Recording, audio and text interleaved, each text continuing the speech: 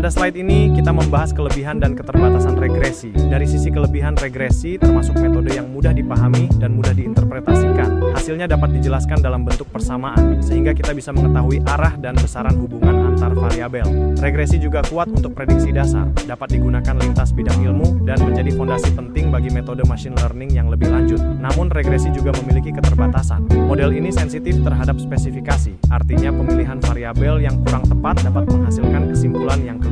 Regresi juga tidak otomatis menunjukkan hubungan sebab akibat. Selain itu, jika kualitas data buruk, hasil regresi bisa menyesatkan dan rawan overinterpretation. Karena itu, regresi harus digunakan bersama desain penelitian yang baik dan nalar ilmiah yang kuat.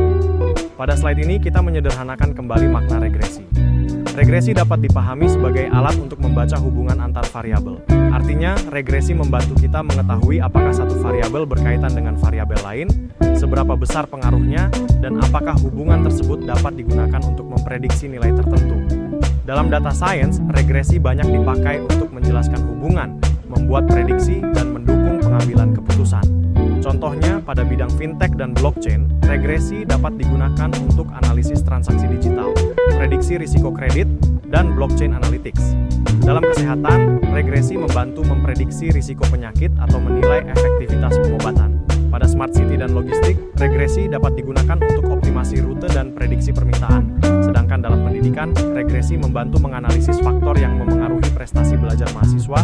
Pada slide ini, kita membahas mengapa mahasiswa S2 perlu memahami regresi.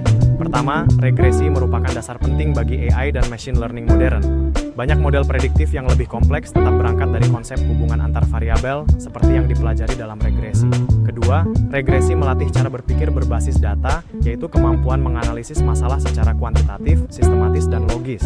Ketiga, regresi sangat relevan untuk riset tesis karena dapat digunakan langsung dalam penelitian akademik maupun publikasi ilmiah. Keempat, regresi berguna untuk analisis kebijakan, misalnya mengevaluasi program pemerintah atau memahami dampak suatu intervensi. Contoh pertanyaannya, apakah biaya iklan digital menaikkan penjualan, apakah penurunan pengangguran meningkatkan upah, atau apakah transaksi QARIS berhubungan dengan pertumbuhan UMKM?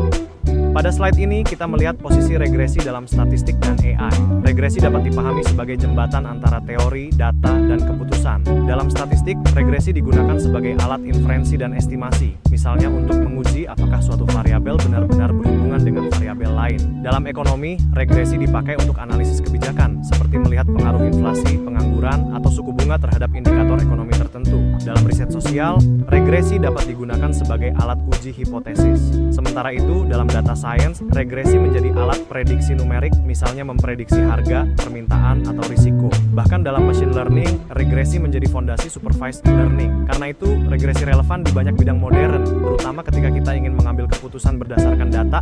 Pada slide ini, kita membahas kapan regresi sebaiknya digunakan dan kapan kita perlu berhati-hati. Regresi dapat digunakan ketika ada variabel yang ingin diprediksi, misalnya harga, upah, penjualan, inflasi, atau tingkat risiko.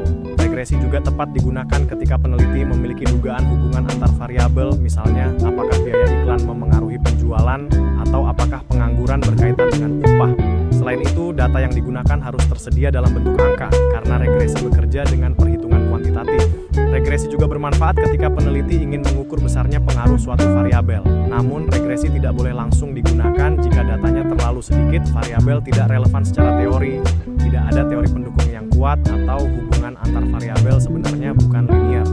Jadi, regresi harus diawali dengan pertanyaan riset dan dasar teori yang jelas. Ya, pada slide ini kita melihat contoh pertanyaan penelitian yang dapat dianalisis menggunakan regresi. Dalam bidang pasar kerja misalnya, pertanyaannya adalah apakah TPT memengaruhi rata-rata upah buruh di Indonesia? Dalam kebijakan moneter, kita dapat meneliti apakah BI rate memengaruhi inflasi Indonesia. Pada ekonomi digital, regresi dapat digunakan untuk menjawab apakah belanja iklan digital memengaruhi penjualan e-commerce. Dalam modal manusia, kita bisa menguji apakah lama pendidikan memengaruhi pendapatan individu. Sementara dalam blockchain dan kripto, pertanyaannya bisa berupa apakah volume transaksi blockchain memengaruhi harga aset kripto. Dari contoh-contoh ini, mahasiswa perlu memahami bahwa pertanyaan penelitian yang baik harus memiliki variabel yang jelas, arah analisis yang jelas, data yang tersedia, serta alasan teoritis yang kuat. Pada slide ini, kita membahas komponen utama dalam regresi, yaitu variabel dependen, variabel independen, dan error atau residual. Variabel dependen biasanya ditulis sebagai y, adalah variabel yang ingin dijelaskan atau diprediksi. Inilah fokus utama dalam penelitian. Variabel independen atau X adalah variabel yang diduga memengaruhi Y. Jumlahnya bisa 1, seperti pada regresi sederhana, atau lebih dari 1 pada regresi berganda. Sementara itu, error atau residual adalah bagian yang tidak bisa dijelaskan oleh model, yaitu faktor-faktor lain yang tidak dimasukkan dalam analisis. Dalam contoh pasar kerja Indonesia, Y adalah rata-rata upah buruh, X adalah tingkat pengangguran terbuka atau TPT, dan error dapat berupa pendidikan, sektor kerja, inflasi, atau lokasi. Jadi pemilihan variabel sangat menentukan kualitas model regresi.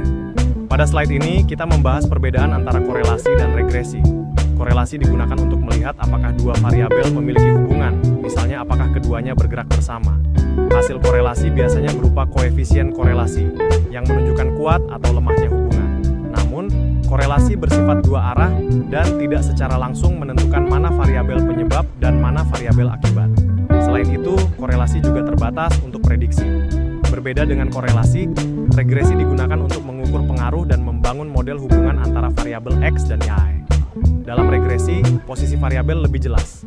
X sebagai variabel yang diduga memengaruhi, dan Y sebagai variabel yang dijelaskan atau diprediksi. Jadi, korelasi hanya mengatakan ada hubungan, sedangkan regresi membantu menjawab seberapa besar pengaruhnya dan bagaimana memprediksi nilainya. Pada slide ini, kita melihat kembali beberapa jenis regresi yang umum digunakan. Pertama, regresi linear sederhana, yaitu regresi dengan satu variabel X dan satu variabel Y. Ini adalah bentuk paling dasar dan menjadi fondasi untuk memahami regresi lainnya. Kedua, regresi linear berganda, yaitu regresi yang menggunakan lebih dari satu variabel X, sehingga modelnya lebih realistis untuk menjelaskan kondisi dunia nyata. Ketiga, regresi logistik digunakan ketika variabel Y berbentuk kategori, misalnya kredit macet atau tidak. Keempat, regresi panen, yaitu regresi yang menggabungkan dimensi waktu dan wilayah. Kelima, regresi time series digunakan untuk data bulanan, triwulan, atau tahunan. Keenam, regresi nonlinear digunakan ketika hubungan X dan Y tidak membentuk garis lurus. Untuk pertemuan awal, fokus utama kita adalah regresi linear sederhana dan regresi linear berganda. Pada slide ini, kita membahas regresi linear sederhana. Regresi linear sederhana digunakan ketika hanya terdapat satu variabel independen, yaitu X, dan satu variabel dependen, yaitu Y. Hubungan antara keduanya diasumsikan berbentuk linear atau garis lurus. Bentuk umum modelnya adalah Y sama dengan A ditambah BX ditambah E. Dalam contoh kasus pada slide, X adalah tingkat pengangguran terbuka atau TPT, sedangkan Y adalah rata-rata upah buruh. Pertanyaan utamanya adalah, jika tingkat pengangguran berubah, apakah rata-rata upah ikut berubah? Selain itu, regresi juga membantu menjawab seberapa besar perubahan tersebut. Dengan model ini, mahasiswa dapat memahami bahwa regresi bukan hanya melihat hubungan, tetapi juga menyusun persamaan yang dapat digunakan